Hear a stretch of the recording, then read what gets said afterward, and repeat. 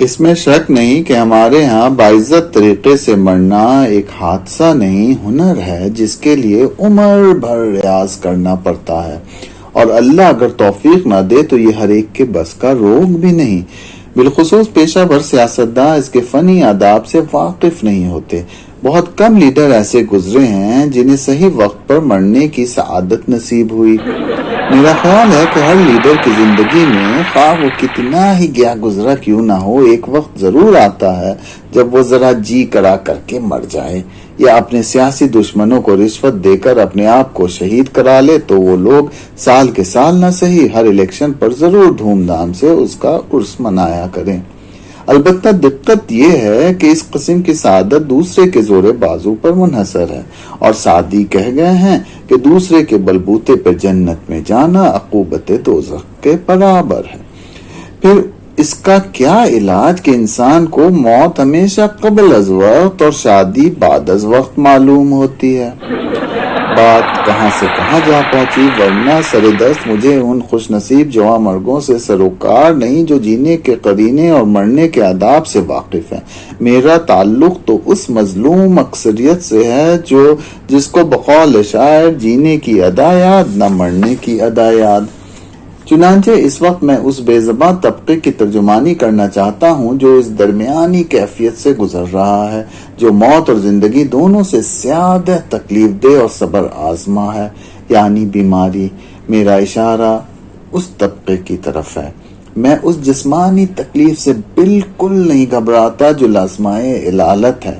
Aspirin کی صرف ایک گولی یا مورفیا کا ایک انجیکشن اس سے نجات دلانے کے لیے کافی ہے، لیکن اس روحانی اذیت کا کوئی علاج نہیں جو عیادت کرنے والوں سے مسلسل پہنچتی رہتی ہے۔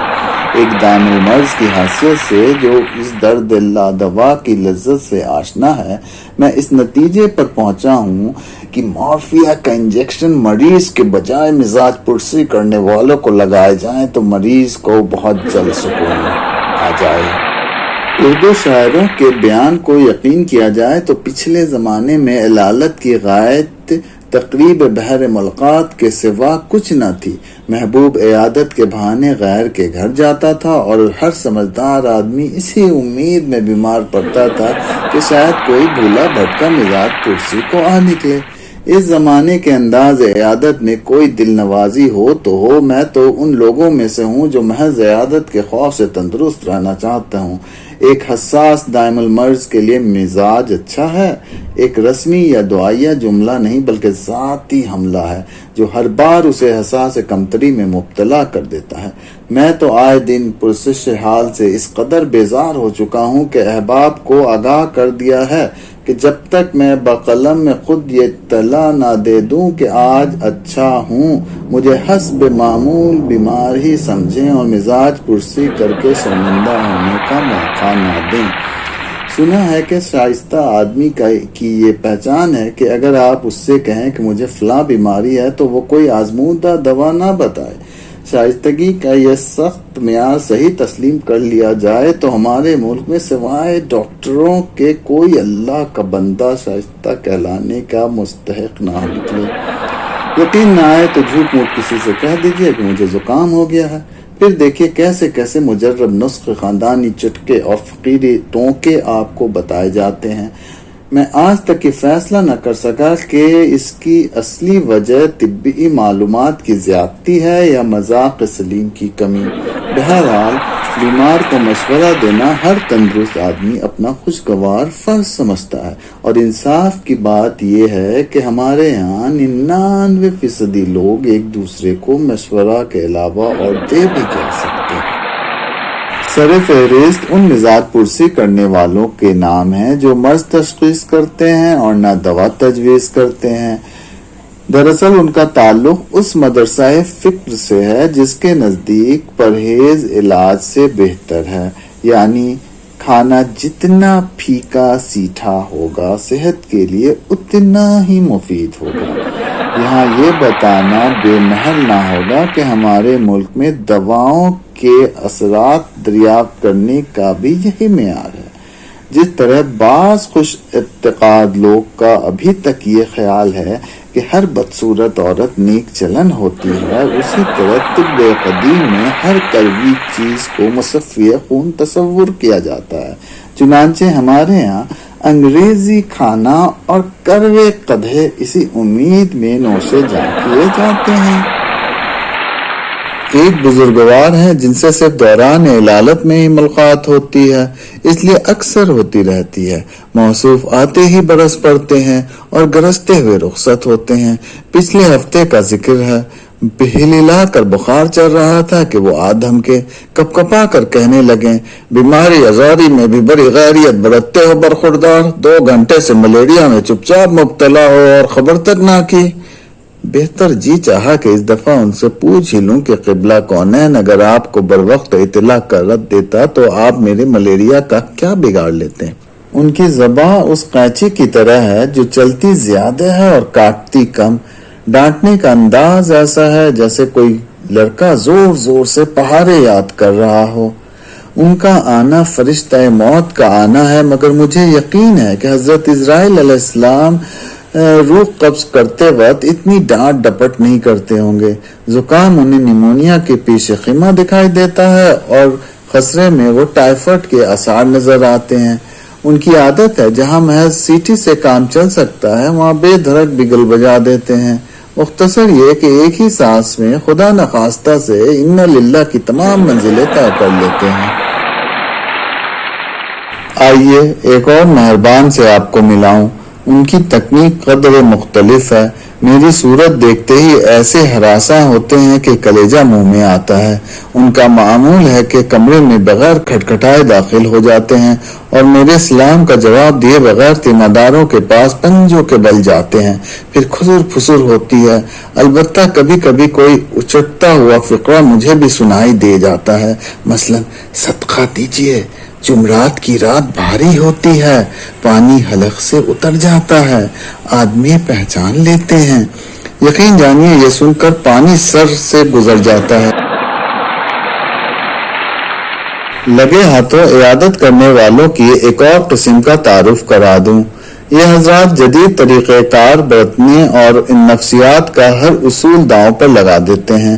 ہر 5 منٹ کے بعد پوچھتے ہیں کہ افاقہ ہوا یا نہیں، گویا کہ مریض سے یہ توقع رکھتے ہیں کہ وہ رننگ کمنٹری کرتا رہے۔ ان کی یہ کوشش ہوتی ہے کہ کسی طرح مریض پر ثابت کر دیں کہ وہ محض انتظاماً بیمار ہے یا وہم میں مبتلا ہے اور کسی سنگین غلط فہمی کے بنا پر ہسپتال پہنچا دیا گیا ہے۔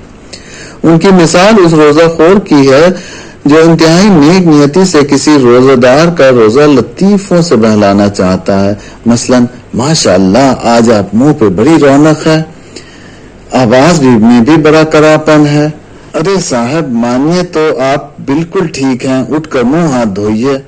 مریض کی بیوی روحانی صورت ہو کر 2 دفعہ دھو چکے ہیں، صورت ہی ایسی ہے۔ بیمار پڑنے کے سدہا نقصانات ہیں، مگر ایک فائدہ بھی ہے، وہ یہ کہ اس بہانے اپنے بارے میں دوسروں کی رائے معلوم ہو جاتی ہے۔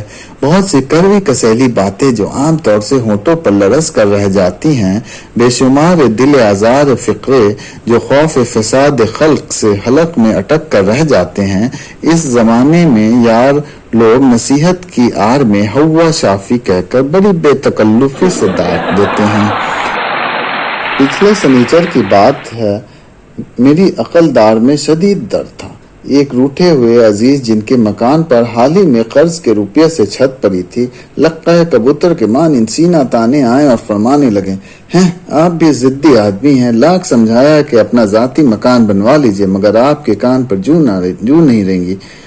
تانا کی کاٹ درد کی شدت پر غالب آئی اور میں نے ڈرتے ڈرتے پوچھا، بھائی میری عقل تو اس وقت کام نہیں کرتی، خدا را آپ ہی بتائیے کیا یہ تکلیف صرف کرایہ داروں کو ہی ہوتی ہے؟ ایک اور خیر خواہ نے اطلاع دی کہ زکام ایک زہریلے وائرس سے ہوتا ہے جو کسی دوا سے نہیں مرتا، لہٰذا جوشاندہ پیجیے کہ انسان کے علاوہ کوئی جاندار اس کا ذائقہ چکھ کر زندہ نہیں رہ سکتا ہے، اور جن کرم فرماؤں نے ازرائے کثیر نفسی دوائیں تجویز نہیں کی، وہ حکیموں اور ڈاکٹروں کے نام اور پتے بتا کر اپنے فرائض منصبی سے سبکدوش ہو گئے۔ السلام علیکم ناظرین، ہماری یہ دعا ہے کہ آپ ہمیشہ صحت یاب اور خوش رہیں۔ مشتاق احمد یوسفی صاحب کے اس دلچسپ مضمون کو سننے کے بعد آئیے اب شعر و شاعری کی محفل سجاتے ہیں۔ اردو محفل کے سبھی سننے والوں کو شائستہ زاہد کا سلام محبت قبول ہو۔ اردو ادب سے میرا تعارف کروایا میرے والد محترم مرحوم سید زاہد حسین صاحب نے۔ میرے والد میرے پہلے استاد بھی تھے۔ مجھے یاد ہے کہ وہ چنندہ اشعار اکثر مجھے کاپی میں نوٹ کرنے کو کہتے تھے۔ وہ کاپی تو کہیں گم ہو گئی، لیکن ان کے اشعار میرے ذہن میں ہمیشہ کے لیے نقش ہو گئے۔ ان میں سے کچھ اشعار آپ کے ساتھ شیئر کر رہی ہوں، سماعت فرمائیے۔ مسلسل ضبط سے دستے ستمگر ٹوٹ جاتے ہیں، مسلسل ضبط سے دستے ستمگر ٹوٹ جاتے ہیں، دکھی دل بد دعا کرتے تو پتھر ٹوٹ جاتے ہیں، دکھی دل بد دعا کرتے تو پتھر ٹوٹ جاتے ہیں۔ یہ بونی گھاس جنگل میں کھڑی رہتی ہے تنہا، یہ بونی گھاس جنگل میں کھڑی رہتی ہے تنہا، تناور جو درخت ہوتے ہیں اکثر ٹوٹ جاتے ہیں۔ ایک اور شعر ان کا جو ہمیں یاد ہے آپ سے ساجھا کر رہے ہیں۔ جو آہ خود اشکوں کی صورت میں نکلتی ہے، جو آہ خود اشکوں کی صورت میں نکلتی ہے، کیا اس میں سمجھتے ہو پرواز نہیں ہوتی، کیا اس میں سمجھتے ہو پرواز نہیں ہوتی۔ مظلوم کی خاموشی اللہ کی لاٹھی ہے، مظلوم کی خاموشی اللہ کی لاٹھی ہے، اللہ کی لاٹھی میں آواز نہیں ہوتی، اللہ کی لاٹھی میں آواز نہیں ہوتی۔ اب میں آپ سے اپنے بچپن کی ایک نظم ساجھا کرنا چاہتی ہوں۔ مختصر وقت میں کیا کیا نہ یہاں دیکھا ہے، مختصر وقت میں کیا کیا نہ یہاں دیکھا ہے، اپنے مجرم کو زمانے کا دیکھا ہے۔ دل پہ لکھی ہوئی تحریر مٹاؤں کیسے، دل پہ لکھی ہوئی تحریر مٹاؤں کیسے، اپنے ہاتھوں سے تیرا نام مٹاؤں کیسے، اپنے ہاتھوں سے تیرا نام مٹاؤں کیسے۔ وہ جو ایک شخص مجھے بھول چکا ہے کب کا، وہ جو ایک شخص مجھے بھول چکا ہے کب کا، کوئی بتلائے کہ میں اس کو بھلاؤں کیسے، کوئی بتلائے کہ میں اس کو بھلاؤں کیسے۔ اس کے حصے کی ہنسی چھین کے لے تو آیا، اس کے حصے کی ہنسی چھین کے لے تو آیا، اپنے چہرے پہ وہ مسکان سجاؤں کیسے، اپنے چہرے پہ وہ مسکان سجاؤں کیسے۔ کس قدر شور ہے فریاد کے بازاروں میں، کس قدر شور ہے فریاد کے بازاروں میں، میری خاموش سی فریاد سناؤں کیسے، میری خاموش سی فریاد سناؤں کیسے۔ عمر بھر دوست وفا لمس تلاشا ہم نے، عمر بھر دوست وفا لمس تلاشا ہم نے، اب ملے یار تو دامن کو چراؤں کیسے، اب ملے یار تو دامن کو چراؤں کیسے۔ اے خدا تیرے سوا سب سے پشیمان ہوں میں، اے خدا تیرے سوا سب سے پشیمان ہوں میں، زخم دل کھول کے میں سب کو دکھاؤں کیسے، زخم دل کھول کے میں سب کو دکھاؤں کیسے۔ اور مقطع پیش ہے۔ ایک شائستہ سا رشتہ تھا جو باقی نہ رہا، ایک شائستہ سا رشتہ تھا جو باقی نہ رہا، ایک ناکام سا رشتہ ہے نبھاؤں کیسے، ایک ناکام سا رشتہ ہے نبھاؤں کیسے، دل پہ لکھی ہوئی تحریر مٹاؤں کیسے، اپنے ہاتھوں سے تیرا نام مٹاؤں کیسے۔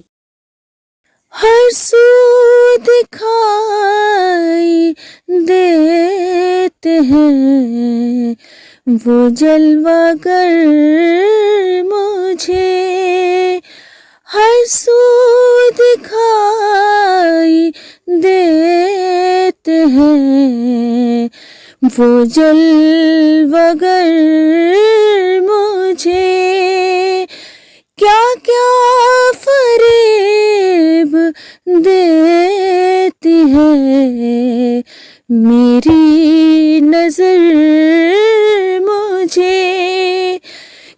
کیا فریب دیتی ہے میری نظر مجھے، ہر سو دکھائی دیتے ہیں وہ جلوہ گر مجھے، دل لے کے میرا دیتے ہو داغ جگر مجھے، دل لے کے میرا دیتے ہو داغ جگر مجھے، یہ بات بھولنے کی نہیں عمر بھر مجھے، یہ بات بھولنے کی نہیں عمر بھر مجھے، ہر سو دکھائی دیتے ہیں وہ جلوہ گر مجھے، آیا نہ راس نالے دل کا اثر مجھے، ہے آیا نہ راس نالے دل کا اثر مجھے،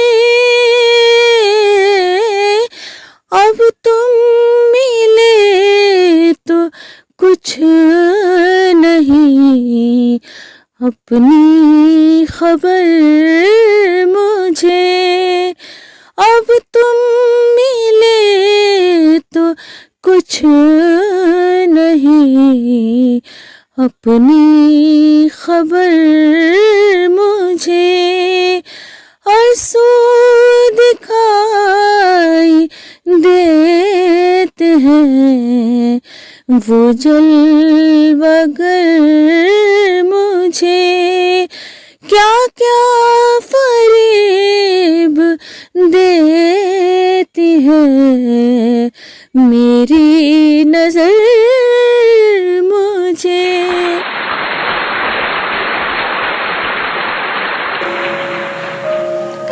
محبت آج بھی ہے تجھ سے، دل میں وہ مقام نہیں رہا، دھڑکنوں کی شور میں وہ پہلے سا تیرا نام نہیں رہا، چاند تو ابھی بھی آتا ہے نظر راتوں کو، اسے دیکھتے ہوئے تجھے سوچنا اب وہ کام نہیں رہا، دل کے ایک کونے میں شاید آج بھی تو ہے کہیں بسا، وہ احساس تیرا اب دل میں سر عام نہیں رہا، خواب آتے ہیں آنکھوں کو اکثر آج بھی تیرے، ان خوابوں کو حقیقت میں بدلنے کا ارمان نہیں رہا، دل دکھا کے انسانوں کا معافی خدا سے مانگتے ہیں، دل دکھا کے انسانوں کا معافی خدا سے مانگتے ہیں، جنت کی طلب سب کو ہے، جنت پانے والا اعمال نہیں رہا، وہی میں وہی تو وہی رنگ وہ سارے، مگر پھر بھی تو نہ رہا، میں نہ رہی۔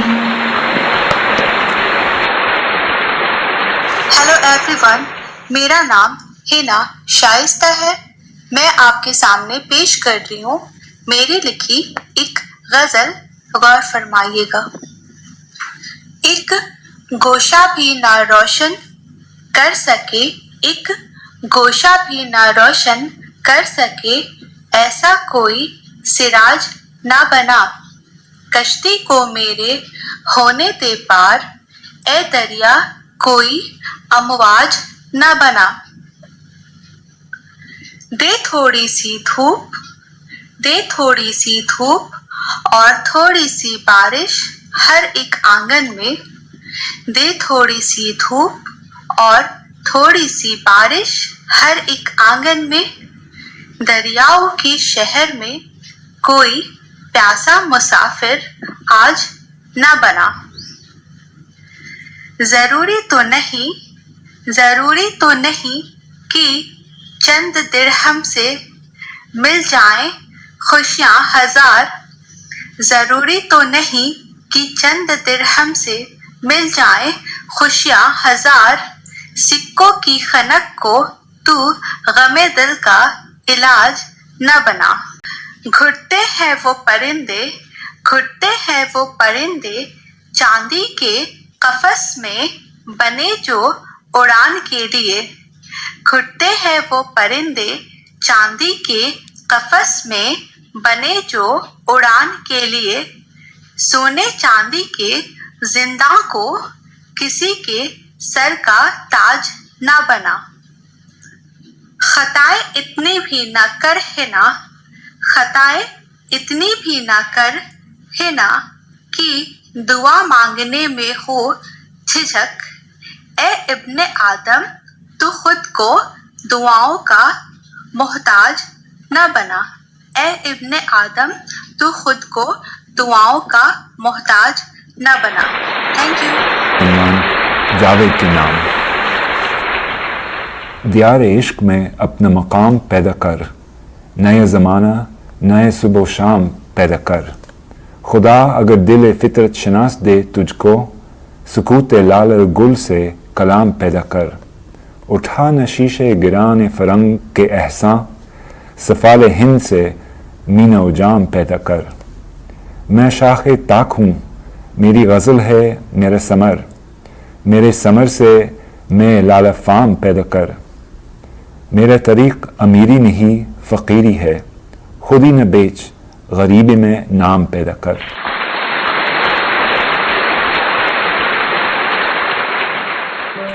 पेश खिदमत है मेरी लिखी हुई एक गज़ल, मुलाहजा फरमाए। गुफ्तगू में उसकी शोरे बहारा का जोश है, गुफ्तगू में उसकी शोरे बहारा का जोश है, जैसे रूबरू मेरे कोई चश्म में फरोश है, जैसे रूबरू मेरे कोई चश्म में फरोश है। अंदाज आदाब व तस्लीमात का उसके क्या कहना, अंदाज आदाब व तस्लीमात का उसके क्या कहना, मानो खुशबू बिखेरता कोई कफ़े गुल फरोश है, मानो खुशबू बिखेरता कोई कफ़े गुल फरोश है, जैसे रूबरू मेरे कोई चश्म में फरोश है।